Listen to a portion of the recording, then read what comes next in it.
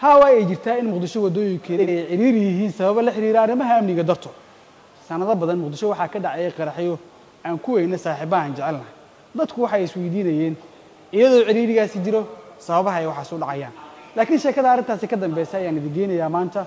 kadib dadaal ay sameeyeen hay'adaha amniga ina keena maxkamadda ciidamada qalabka sida waa kana habas tilaab saar dhijir ku qabo كابتن شريف محمد برقدله ayaan la waxa loo heystaa qaraxyo nolosha ay ku waayeen dad muslimiin Soomaaliyeed ah oo hal door u siiyaha qaybaha bulshada ee nolosha la soo gaartay qaraxyo ka dhacay moolka Xamarweyne Lido Village Hotel Wehliya Villa Beedhabo iyo meelo kale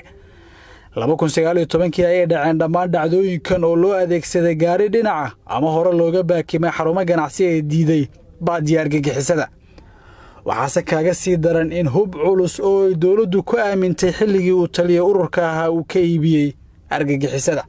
waana jirtaa hubkaasna aniga been ma sheegay carawi waa ka iibiyay war aan ka qarinayna ma ahan gudoomiye laba qori aan ka iibiyo laba hubiyo 60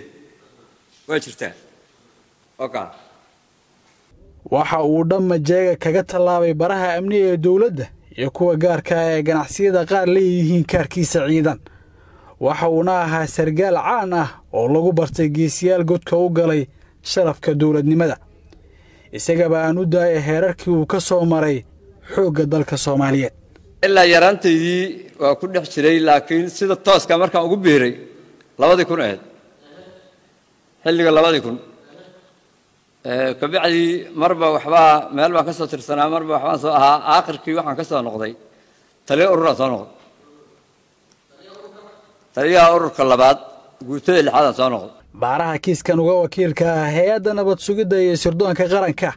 ayaa bandhigan maxkamadeed ka sharaxayo xogaha ay keediyeen kaamirooyinka qarsoon ee amniga CCTV gabadhaas meesha taagan waa ganacsata meeshan fadhiday ee ka kacday xagga tagtay ninkaas sidoo kale ganacsada ninkan u jeedin markuu la sameeyay gaariga ninkaas oo jeedin iska shaqeysana xaska xamaalatada gaariga markuu la sameeyo gaariga qarxi doona ninkan fiir asana shaati cad wata kulli dadkaas u jeedin gaarigaas qarxa wax laga sheekay meesha ma yaalaan xasuuq baa meesha ka dhacay mudana gudoomiye dhimashada dhaawaca iyo burburka hantiyadeed ee ka dhashay eedaha loo haysta Kabtan Shariif Maxamed Barqadle uma dhigmo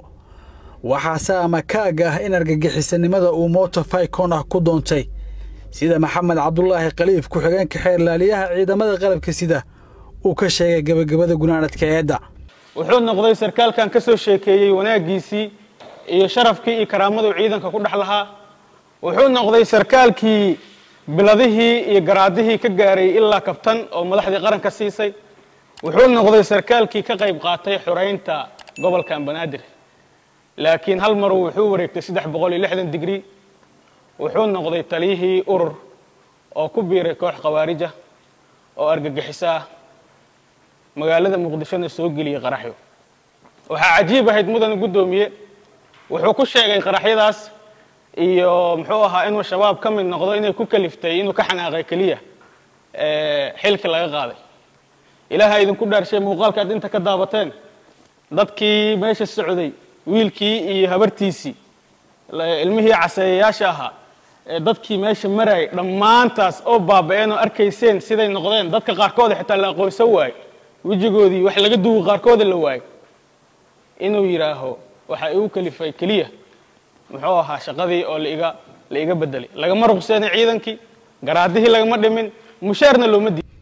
General Cabdullaahi Buule Kamay xeer laaliyaha guud ee ciidamada qalabka sida ayaa isna raacsaday in uu sida u fakaro oo ummadda dhiigooda iyo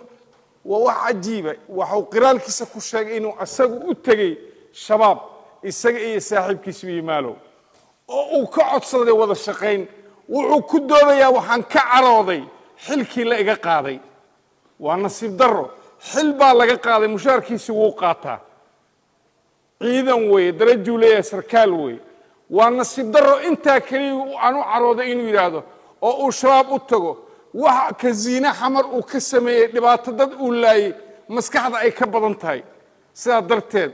maxkamadda waxaan weydiisanaynaa in ciqaabta u qalanta eedaysanaha oo ah qisaastii marxuumiintii maba u dhigmaba ugu yaraan 100 qof buu dilay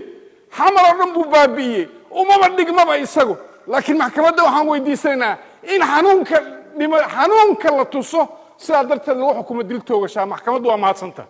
qareenka eedeysanaha ayaa u daayay go'aanka maxkamadda ciidamada qalabka sida qirashada dembiga eedeysanu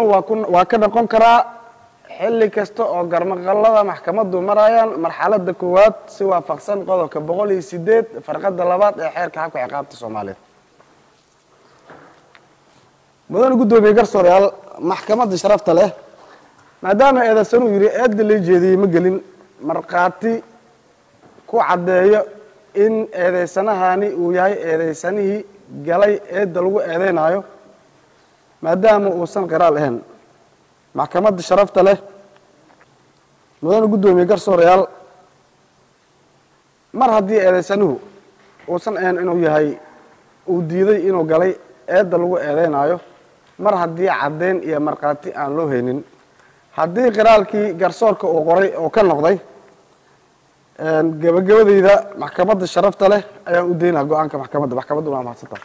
gaashaanle sare xasan cali nuur shuute gudoomiyaha maxkamadda darajada koowaad ee ciidamada qalabka sida ayaa soo xiray fadhigan maxkamadeed